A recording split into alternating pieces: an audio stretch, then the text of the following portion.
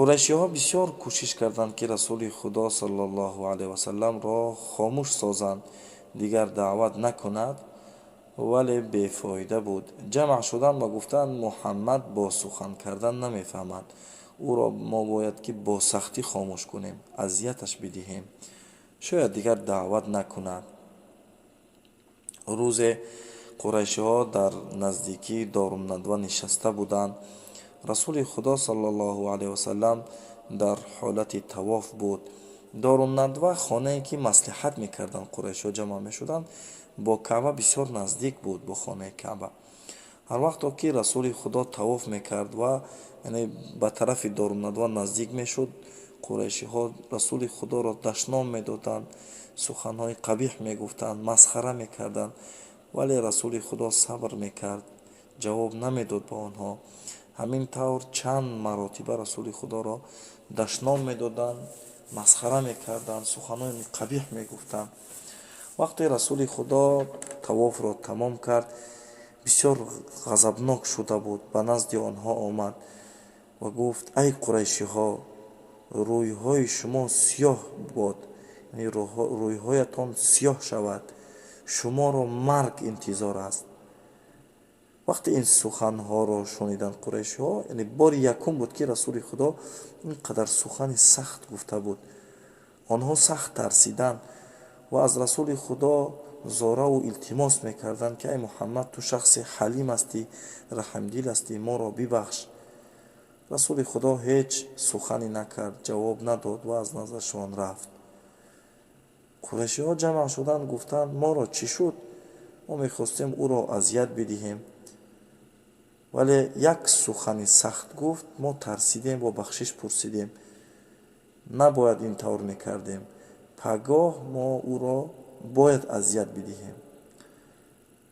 روز دوم شد، رسول خدا صلی الله علیه و سلم باز به نزد کعبه آمد و میخواست طواف کند. قریشی‌ها از هر طرف او را گرد کردند و رسول خدا صلی الله علیه و سلم در بین قریشی‌ها ماند.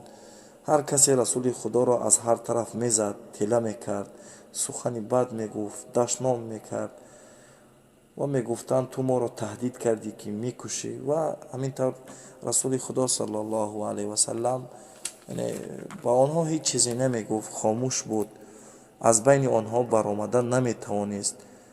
این حالت را دخترش فاطمه رضی الله عنها دید و به نزد رسول خدا صلی الله علیه و سلم دویده کنان آمد، ولی رسول خدا را از بین قریشی‌ها برآورده نتوانست. فاطمه رضی الله عنها به نزد ابوبکر رضی الله عنه رفت و به او خبر داد که در چه حال است رسول خدا. ابوبکر رضی الله عنه رفیق نزدیکترین رسول الله صلی الله علیه و سلم بود.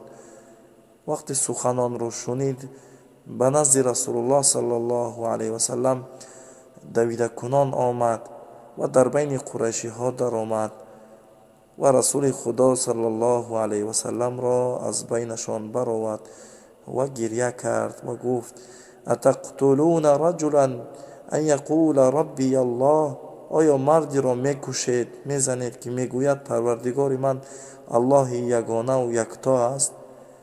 رسول الله صلی الله علیه و سلم را از بینشان ابوبکر صدیق برآورد و هر دویشان رفتند. رسول خدا صلی الله علیه و سلم بسیار زخمی شده بود. چند روزی گذشت، باز رسول الله صلی الله علیه و سلم به نزد کعبه آمد و میخواست طواف کند. در این بار هم قریشی‌ها در نزد دارالندوه نشسته بودند و در بینشان ابو جهل، یعنی نام اساسیش ابوالحکم است،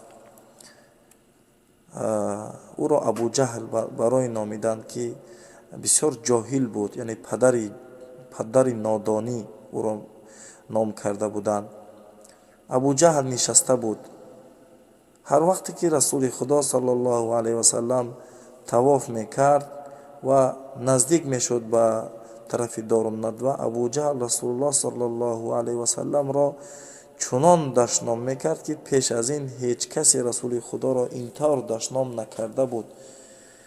یعنی چند مرتبه رسول خدا صلی الله علیه و سلم را دشنام میکرد، ولی رسول الله صلی الله علیه و سلم رنگ و رویش دیگر میشد و جواب نمیداد. این ماجرا را یک زن نگاه میکرد، وقتی دید که از حد گذشت، یعنی دشنام های ابو جهل از حد میگذرد، دیگر طاقت نکرد، دلش بسیار تنگ شد و از نزدشان بیرون شد، یعنی از مکه بیرون برآمد.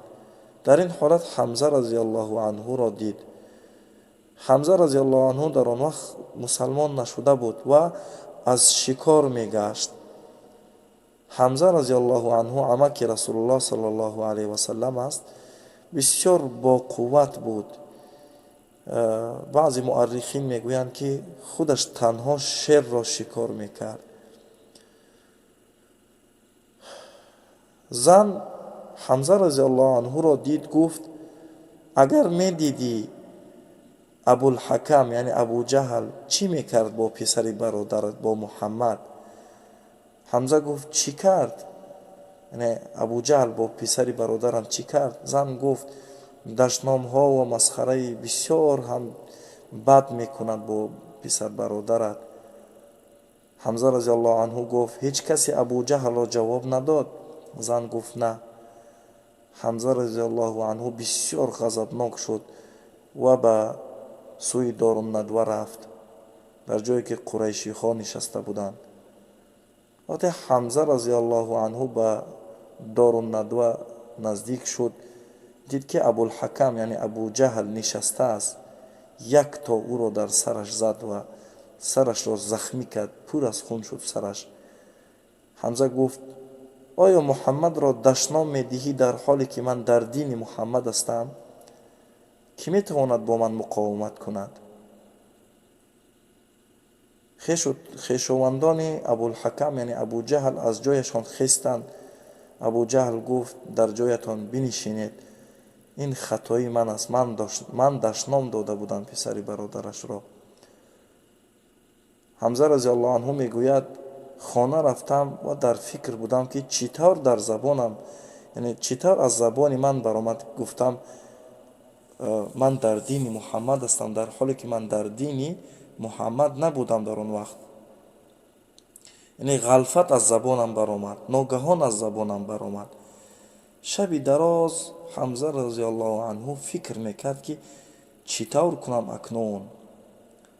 آیا به نزد قریشی ها بروم بگویم که من در دین محمد نیستم؟ شرمندگی می شود. و اگر دین محمد یعنی راهی درست باشد، کدامش را اختیار کنم؟ و میگوید حمزه رضی الله عنه دعا کردم، گفتم ای پروردگارا، اگر دین محمد درست باشد، خیر باشد، مهر دین اسلام را در دل من جای کن، و اگر درست نباشد من را از این راه نجات بده. سحر شد، حمزه رضی الله عنه در دلش مهر اسلام در آمده بود و به نزد رسول خدا صلی الله علیه و سلم آمد و کلمه شهادت را خواند و مسلمان شد. رسول الله صلی الله علیه و سلم در حالت بسیار هم تنگ و دشوار گرفتار شده بود که هر کس مسلمان میشد از فقیران و ضعیفان بودند. وقتی که حمزه رضی الله عنه مسلمان شد، رسول الله صلی الله علیه و سلم خود را بسیار با قوت حس میکرد، بسیار خوشحال شد که عمکش حمزه مسلمان شده است و دعوت رسول خدا صلی الله علیه و سلم کمی آشکارتر شد. باز یک نفر دیگر هم مسلمان شده بود، از اهل مکه نبود، ابوذر رضی الله عنه. ابوذر رضی الله عنه از قبیله غفار بود و قبیله غفار به دزدی مشهور بودند، یعنی بسیار راهزن بودند، گناهگار بودند. ابوذر رضی الله عنه با اهل و عیالش بسیار مردمی نیک بودند. آنها بسیار تنگ شده بودند که قومشان دزد و راهزن هستند و از کسی شنویده بودند که شخصی برآمده است در مکه دعوای پیغمبری میکند، بسیار شخص نیک است. абузар разиаллоҳу анҳу бо модару бародараш ба Макка омаданд ва берун аз Макка хайма заданд, яъне палатка заданд. абузар разиаллоҳу анҳу бародараш унайс ном дошт. Унайсро яъне ба назди Каъба равон кард ва гуфт аз он ҷо бипурс дар бораи Муҳаммад, дар бораи ислом шояд касе маълумот медиҳад. дар ҳамин вақт қурайшиҳо қонуни нав бароварда буданд ки иҷозат нест, яъне ба ягон кас иҷозат нест ки ба мардуме ки берун аз Макка меоянд ё ки ба мардуме ки дар Макка ҳастанд ба дини ислом даъват кунад ё ки аз дини ислом маълумот бидиҳад. барои ҳамин мусалмонон даъват кардан наметавонистанд, яъне пинҳонӣ даъват мекарданд, метарсиданд. расули худо саллаллоҳу алайҳи васалам ҳам даъват намекард ошкор. унайс омад ва хост пурсад, яъне аз касе ки дар бораи ислом ё ки дар бораи расули худо саллаллоҳу алайҳи васалам. вақте пурсид ӯро сахт заданд ва ӯ баргашт ба назди абузар ва модараш. абузар пурсид: ҳеҷ хабаре дорӣ, ҳеҷ маълумоте гирифтӣ? унайс гуфт: на, онҳо вақте ки мепурсӣ аз ислом мезананд. абузар бародараш унайсро гуфт: ту бо модарам бинишин, ман ба назди Каъба меравам. ва ба назди Каъба омад. акнун метарсид ки пурсад аз касе дар бораи ислом ва касеро пурсида наметавонист, яъне аз мусалмонон касеро намедид. ҳар касе ки ба назди Каъба меомад аз бутпарасто буданд. дар назди Каъба як шабона рӯз истод, аз оби Замзам менӯшиду тамом, яъне бисёр фақиру нодор буданд. рӯзи дуввум гузашт, боз ягон хабар нест, ягон мусалмонро намебинад, расули худоро намебинад. 3 рӯз дар назди Каъба истод, аз оби Замзам менӯшиду интизор буд касеро аз мусалмонон бинад, вале ҳеҷ касеро надид. шаби сеюм буд. абузар разиаллоҳу анҳу мегӯяд, шаби севум буд. ба амри Аллоҳ ҳамаи қурайшиҳоро хоб бурд. яъне шабу рӯз дар назди Каъба касе ибодат мекард, касе тавоф мекард. аммо ҳамон шаби севуме ки абузар дар назди Каъба буд, ба амри Аллоҳ ҳамаи қурайшиҳоро хоб бурд. абузар разиаллоҳу анҳу мегӯяд, танҳо дар назди Каъба нишаста будам, дигар ҳеҷ касе набуд, ҳама хоб буданд. аз дурӣ дидам ки 2 зане ба сӯи Каъба меоянд ва ба назди Каъба наздик шуданд. ин 2 зан бутпараст буданд, аз хидматгорони қурайшиҳо буданд. ба назди бути Исоф ва Ноила омаданд ва шурӯъ ба ибодат карданд. абузар разиаллоҳу анҳу мегӯяд, гуфтам, агар аз ин 2 зан бипурсам дар бораи пайғамбар, шояд ба ман ҳеҷ зараре нарасонанд. инҳо ғуломон ҳастанд, инҳо хидматгорон ҳастанд. ба назди занҳо омад ва гуфт, дар мавриди дини нав ҳеҷ хабаре доред? гуфтанд, ту чӣ кор мекунӣ дини навро? оё Исоф ва Ноиларо мегузорӣ ва дини дигар касро, яъне ба дини дигар кас меравӣ? аз инҳо беҳтар ва хубтар намеёбӣ? абузар гуфт, Исоф ва Ноила ҳамон 2 ки зино карда буданд, вақте ки ин 2 зан шуниданд, инҳо аз ҷойҳои худ хистанд, доду фиғон мекарданд. марде Исоф ва Ноиларо худовандгори моро дашном медиҳад ва доду фиғон мекарданд. дар ҳамин вақт буд ки расули худо бо Абубакр разиаллоҳу анҳу ба сӯи Каъба меомаданд. диданд 2 зан доду фиғон мекунад.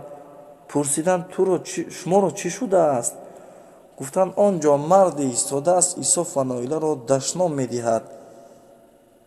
расули худо саллаллоҳу алайҳи васалам хушҳол шуданд, фаҳмид ки марде мехоҳад мусалмон шавад, яъне беҳтарин шахс аст ки бутро дашном медиҳад, мехоҳад мусалмон шавад.